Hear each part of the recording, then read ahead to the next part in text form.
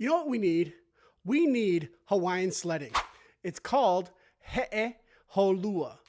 Well, we need it to be in the next X Games. Of course, we'll have protective gear, but if nothing else, it will make people think differently about volcanoes.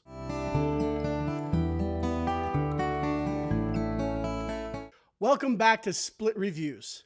Today we're talking about Chief of War Episode 5, the one where they almost get caught. You know what I'm talking about. Kaiana finally returns, and we get to see him become a part of Kamehameha's court. But it also had some cultural gems like kala'au and oi oi, which were my two favorite parts of this episode. There's a lot to talk about, so let's get into 20 Hawaiian details that you may have missed. Kamehameha teaching about Taro is exactly what Kaina Makua would do in real life. He was a teacher and a taro farmer.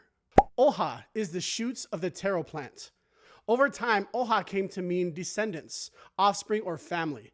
And that's where the Hawaiian word ohana comes from. Ohana literally means those who sprout from the same root. Ohana means family, but it also means taro. So when Hawaiians say ohana, they are directly invoking the taro plant as a symbol of kinship. Each family member is an oha, connected to the same source of life.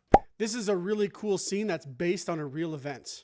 The real Keoa did this. This is near the volcano Kilauea. The goddess Pele lives in the volcano. People would offer up offerings to her in order to gain her favor. Keoa really did this, not in the context that the show is suggesting, but he did harm his body for Pele.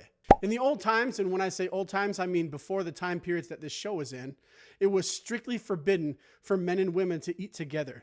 And it's really interesting to see Waine'e reflect on this. There were so many formalities in old Hawaii, and this episode does an excellent job of showing them when going to someone else's court. Let's talk a little bit about John Young, since we haven't really talked about him yet. John Young was a sailor aboard the British ship Eleanora, which was part of the fur and sandalwood trading expeditions in the Pacific. In 1790, while at Kealakekua Bay, Young was captured by Kamehameha's men after his ship sailed off and left him behind. Instead of being killed, Young was welcomed and integrated into Hawaiian society, and he quickly became indispensable to Kamehameha. Notice how in Hawaiian they always say e before they say somebody's name. When you say e, like e Kamehameha, it means that you are addressing that person. Another interesting Hawaiian thing that they do very consistently in this show.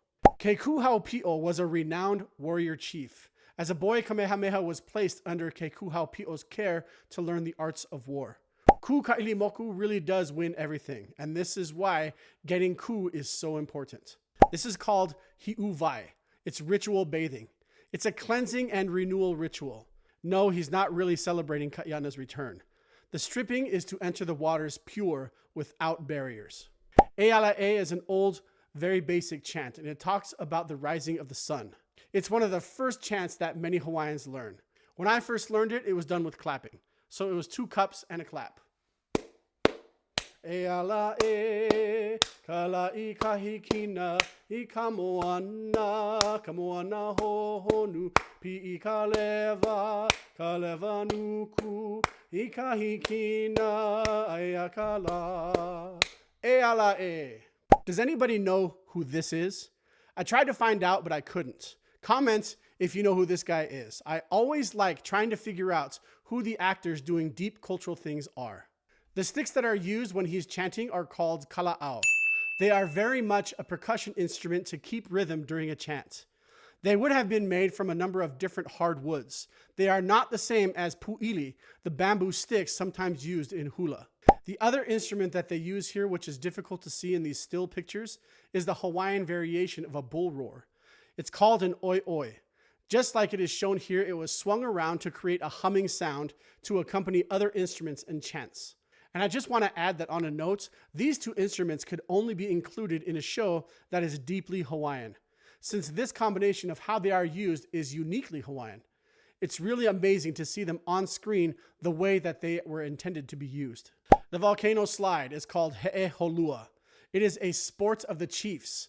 Most of the courses were made of lava rock, but there were courses with other materials. People died doing this. Yes, that first guy is probably dead. They weren't just on the island of Hawaii. The best known courses were in Keauhou and North Kohala, but there were courses on Oahu, Maui, and Kauai. The helmet that this guy is wearing here is called an ikaika helmet. He's probably wearing it to show that he was a warrior, a koa, and not just a commoner. This is not really how Kaiana and Kamehameha became allies in real life, even though it is fun. He was welcome like he was in the show, but he didn't have to compete in some volcano bobsled to get accepted in Kamehameha's court. Kaiana returned to Hawaii somewhere between 1787 and 1788, and he brought an entire shipload of guns. This is all true, and Kahekili had better watch out. Calling the guns the red-mouthed weapon is probably true, but to me, it also speaks to how Hawaiians called modern things. It's very descriptive about how they looked or how they functioned. For example, a train in Hawaiian is called a ka'aahi. It's the same thing in Chinese, huota, or a phone is called leo uila, lightning talk. It's the same thing in Chinese, dianhua. I wonder if there's some kind of a relationship here. Yes, Keoa did burn houses and lo'i, taro patches, and food supplies. He was trying to show that Kamehameha couldn't protect the people. That's our list for this episode. What did I miss, or what did I get wrong?